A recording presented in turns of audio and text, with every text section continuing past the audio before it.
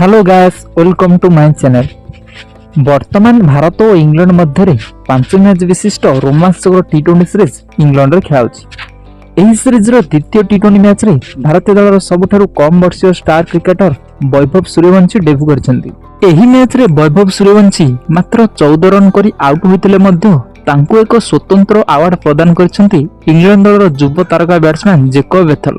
Jakob बेथल निज man of the match award को वैभव सूर्यवंशी को प्रदान करी भारतीय क्रिकेट फैंस मान हृदय जीति वैभव सूर्यवंशी एक बड़ बयान देइछन्ती। सूचना जी एही मैच रे इंग्लैंड रो लगातार विकेट रो पतन घटुथिबा बेले गोटिए पटरे बेथल लड़ुआ बैटिंग करी इंग्लैंड को मैच जिताबे प्रमुख भूमिका ग्रहण करथिले। से एही मैच रे 76 रन एक विस्फोरक इनिंग्स खेलिथिले।